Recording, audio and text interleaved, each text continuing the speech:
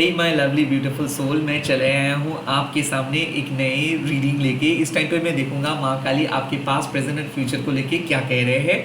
And ये reading सबके लिए एप्लीकेबल है। और अगर आप पहली बार में मेरे इस वीडियो को देख रहे हो तो मैं प्राइवेट रीडिंग वगैरह नहीं करता हूँ, सिर्फ यूट्यूब में अवेलेबल हूँ और यूट्यूब के सिवा और कहीं पे भी नहीं हूँ। तो मैं रिक्वेस्ट करूँगा आपको सब्सक्राइब करने के लिए मेरे चैनल को। Let's see. ओम काली काली महाकाली काली के पापहरणी धर्म कामर्थमुखते देवी नारायणी नमस्ते जय मां काली। ओम क्लीं दक्षिणा काली के नमो। मेरे सारे व्यूअर्स को हील कीजिए, उनके माइंड से नेगेटिविटी को हटा दीजिए। अगर आपकी इंट्यूशंस के साथ ये रीडिंग एकदम हूबहू रेजोनेट करते तो ही देखिएगा, नहीं तो स्किप कर सकते हो, क्योंकि मैं दरअसल वैसे ज़ोडिएक साइन बेस्ड पीकर कार्ड रीडिंग नहीं करता हूँ, कलेक्टिव रीडिंग ही करता हूँ, मल्टीपल रीडिंग्स अपलोड करता हूँ। Okay, let's see. जय माँ। मेरे व्यूअर्स के पास्ट के बारे में बता दीजिए, उनको क्या जानना है अपने पास्ट के बारे में। ओ, धर्मा ऑफ काली, इसका मतलब कहीं ना कहीं साफ है कि आपको माँ कह रहे हैं कि पास्ट को जज ना करें।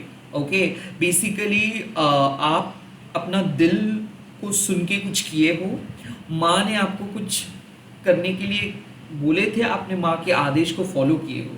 तो dharma of Kali means nothing right और nothing wrong, like your past अगर आप जज करते हो तो कुछ भी खराब भी नहीं है और कुछ अच्छा भी नहीं है।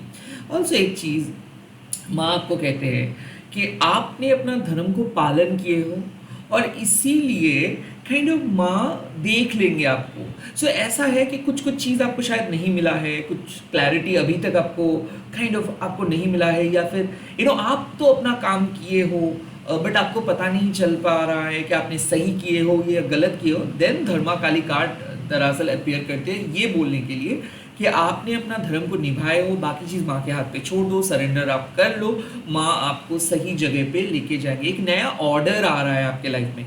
नया ऑर्डर मतलब क्या है? नए आदेश। तो कुछ पैटर्न है जो चेंज होने वाला है। आई थिंक ऐसा लग रहा है कि आप एक अवेकनिंग जर्नी में थे। ओके, सो अवेकनिंग जर्नी में क्या होता है, दरअसल हम लोग बहुत ज़्यादा चेंज करते हैं, प्रोसेस को चेंज करते हैं, खुद के अंदर चेंजेस को एक्सेप्ट करते हैं। वैसे क्या हो रहा था कि आप बहुत ज़्यादा बहुत कुछ चीज़ों को लेट गो किए, बहुत नए नए चीज़ों को लेकर आए। और ऐसा कई बार हम लोगों को लगता है कि क्या सही था वो काम, क्या सही डिसीजंस था, क्या हमने सही किए, या फिर क्या कोई गलत तो नहीं किया। तो यहाँ पे माँ काली कह रहे हैं कि ज़रूरी नहीं है कि आपके ओपिनियन के साथ दूसरे पर्सन के ओपिनियन एकदम हूबहू मैच करेंगे, और ज़रूरी नहीं है कि कोई एक्सपर्ट एडवाइस आपके लिए एकदम एप्लीकेबल होगा।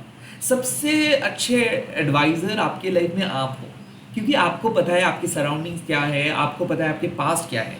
सो इस टाइम पे भले लोगों की नज़र में आप कितना भी गलत आप क्यों ना काम किए हो, बट आपको माँ कह रहे हैं कि आप अपने हिसाब से सही किए हो, आप अपने हिसाब से अपने पास्ट को सही तरीके से निभाए हो, डील किए हो, and you were absolutely right. यहाँ पे वो क्वेश्चन ही आप अपने मन में मत लेकर आओ कि क्या आप सही और गलत, क्योंकि आपका पास्ट को आप सही और गलत इस नज़र से नहीं देख सकते हो। आपको ये मानना है कि ये सृष्टि माँ का है, आपको माँ इस धरती पे लेके आए हैं, आपको सक्सेस भी माँ दिलाए हैं, और जब कोई टफ मोमेंट्स के थ्रू आपको लेके जाते हैं माँ, वो उसका भी एक रीज़न रहता है। सो माँ है आपके सोर्स ऑफ एनर्जी। सो यहाँ पे आपका कोई गलती नहीं है, आपको एक पद से दूसरे पद पे लेकर आए हैं माँ, इसका एक रीज़न है, इसका एक पर्पस है, और उस पर्पस के अनुसार आप अपना काम किए हो। सो प्लीज़ डोंट जज yourself, don't criticise yourself, या फिर किसी दूसरे के ओपिनियन को उतना सीरियसली आप ना लो, या फिर कोई भी ऐसे एक्सपर्ट एडवाइस के अनुसार आप अपने पास्ट को जज ना करें। This is the card. इसका सिंपल मतलब है कि आपको जो करना चाहिए था आपने वो किए हो। लोगों के नज़र में वो गलत लग सकता है, किसी के नज़र में वो सही लग सकता है, दैट्स अप टू देम। आपके लिए जो इम्पोर्टेंट एक्सेप्टेंस है वो आप एक्सेप्ट किए हो, माँ जो सिखाने की कोशिश कर रहे थे वो आप सीखे हो। That's it. Okay, let's see आपके प्रेजेंट सिचुएशंस में आपको क्या जानना है कि प्रेजेंट। ओके, योगा शक्ति माँ। दरअसल योगा शक्ति माँ जब तभी आते हैं जब हम लोगों को ये पता करने की ज़रूरत है कि चाहे हम कितना भी कोशिश कर ले, जब तक ना सही टाइम आएगा तब तक सही काम नहीं होगा। तो योगा शक्ति माँ आके हम लोगों को समझाते हैं कि हम लोग कोशिश करें, पुश करें कि कुछ होगा, कुछ कुछ नया होगा, कुछ हो सकता है। बट हम लोग ये नहीं मान पा रहे हैं कि अगर कुछ चीज़ सही समय में हम नहीं करेंगे तो अच्छी चीज़ भी नहीं होगा। So basically the thing is कि करेक्ट टाइम पे अगर आप गलत चीज़ करेंगे तो नहीं होगा, एंड गलत टाइम पे अगर आप सही चीज़ करेंगे तो भी नहीं होगा। सो टाइम इज़ इम्पोर्टेंट। तो माँ कहते हैं ये जो हमारे जो फ्रस्ट्रेशंस है कि हम कर रहे हैं every day to create something, ये फ्रस्ट्रेशंस जब तक ना प्लेजर में बदल जाता है, जब तक ना हम लोग कुछ पाने के लिए या फिर वो कंडीशन वे में जब तक काम हम लोग ना छोड़ पा रहे हैं, जब तक ना हम लोग अनकंडीशनल हो पा रहे हैं, जब तक ना हम लोग फुल्ली सरेंडर कर पा रहे हैं, तब तक इस प्रेजेंट सिचुएशंस पे कुछ बहुत बड़ा नहीं हो सकता है। So it's high time to control yourself. It's high time to cut the confusions out. क्योंकि क्या हो रहा है ना, मुझे ऐसा क्यों लग रहा है the Dharma and the yoga शक्ति माँ, आप बहुत कुछ मानने की कोशिश कर रहे हो। किसी ने आपको कह रहा है, आप उसी को एक्सेप्ट कर रहे हो और उसी के बेसिक पे आप जज कर रहे हो। या फिर ऐसा है कि आप बाहर से इंफॉर्मेशन लेके प्रेजेंट सिचुएशंस पे उसको अप्लाई करते जा रहे हो ये सोच के कि कुछ होगा। तो माँ इस टाइम पे कह रहे हैं कि कोई भी एक्सपर्ट आपको, कोई भी एस्ट्रोलॉजर, कोई भी टैरो रीडर आपके प्रेजेंट सिचुएशंस को ऐसे चुटकी बजा के चेंज नहीं कर सकता है। हर चीज़ का एक समय होता है, एक लर्निंग लेसन होता है, and this is your learning lesson. But मैं ये भी कह रहे हैं कि प्रेजेंट सिचुएशंस पे अगर आप सरेंडर करते हो चीज़ों को कि ठीक है जो है सो है, उसको मतलब आप अपना काम करते रहते हो और काइंड ऑफ कुछ चीज़ों को पाने की कोशिश ना करते हो, लाइक कुछ चीज़ों को पुश ना अगर आप नहीं करते हो, तो काइंड ऑफ एक कंसिडरेबल चेंज आप महसूस करोगे प्रेजेंट सिचुएशंस में। क्या change?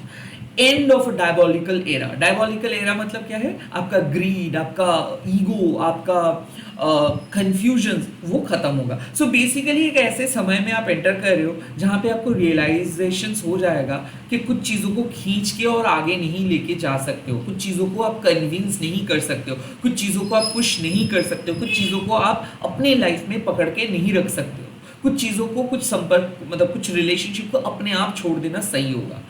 If you are going to put your own opinion ना, तो क्या हो जाएगा ना, वो सेल्फ सबोटैचिंग हो जाएगा या फिर सेल्फ राइचुअसनेस हो जाएगा। मतलब क्या है कि आपके हिसाब से जो सही है आप वही चीज़ अगर थोप देंगे किसी और को कि नहीं मेरे लिए ये सही था मतलब आपके लिए भी सही होगा, तो वो चीज़ सही तो नहीं होता है, उससे आपका कर्मा भी खराब होता है। सो काइंड ऑफ इस टाइम पे माँ कह रहे हैं कि बेटर यही है कि आप अपने दिमाग को मत लगाओ, बेहतर ये है कि आप इंटेलेक्चुअल असेसमेंट मत करें कि ओके फाइन मैं उस पर्सन की स्ट्रैटेजी को इस टाइम पे अप्लाई करता हूँ, उस पर्सन के उस चीज़ को यहाँ पे अप्लाई करता हूँ, सो मैं उन लोगों से भी ज़्यादा पावरफुल हो जाऊँगा।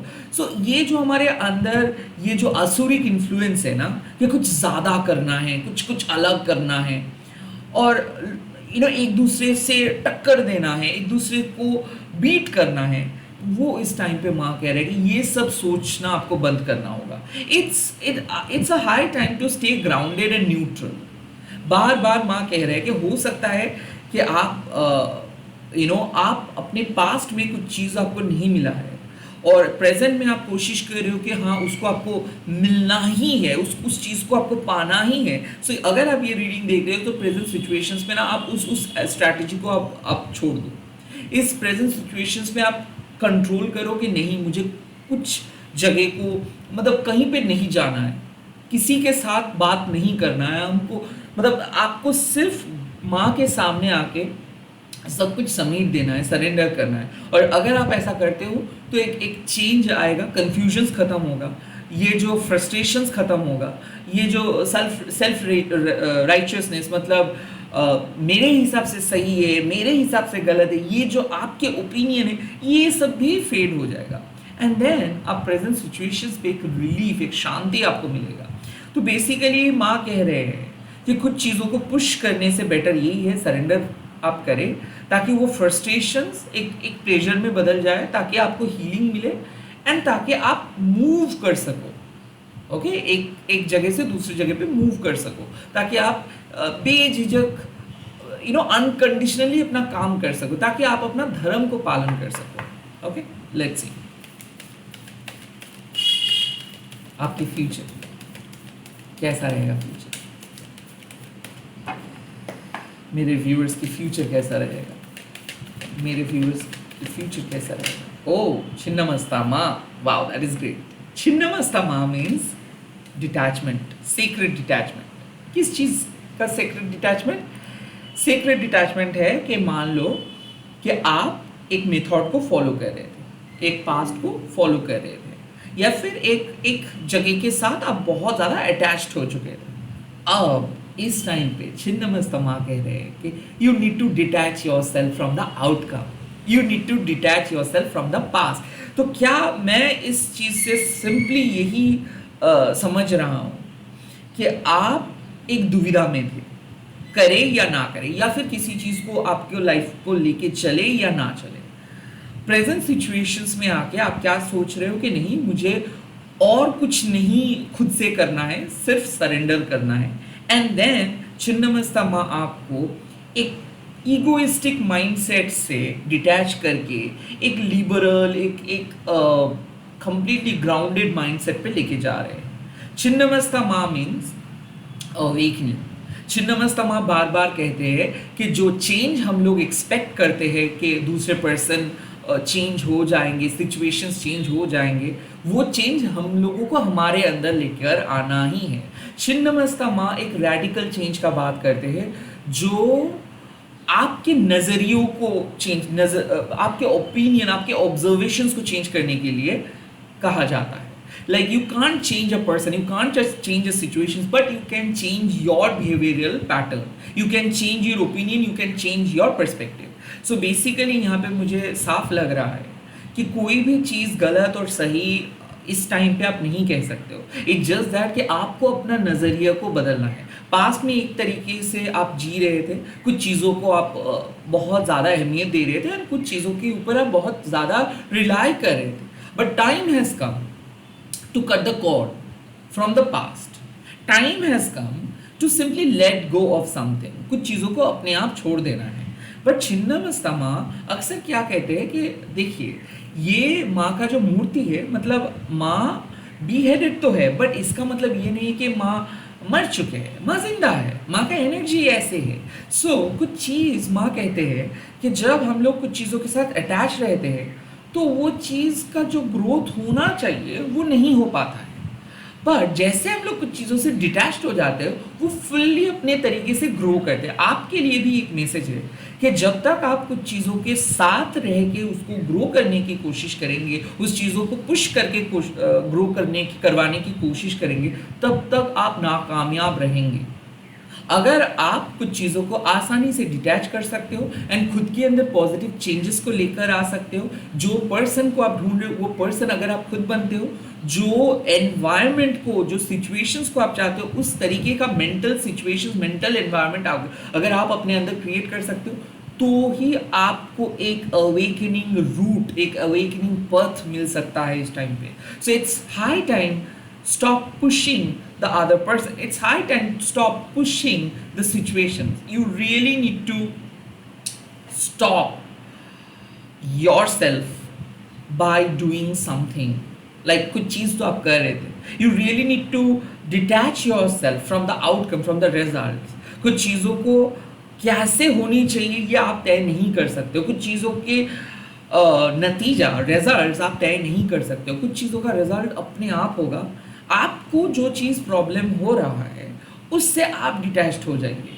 आपको जो चीज़ के साथ आप सहमत नहीं हो उस चीज़ से आप डिटैच्ड हो जाइए। आप अपने मन के एनवायरनमेंट को चेंज कीजिए। उस चीज़ को चेंज करने के लिए आप जाएंगे तो आपका टाइम वेस्ट होगा। सो बेसिकली आप अपना संतुलन मत खोइए। ओके, किसी और को आप रॉन्ग प्रूव करवाने के लिए मत जाइए। किसी सिचुएशंस को आप ओवरनाइट चेंज नहीं कर सकते हो।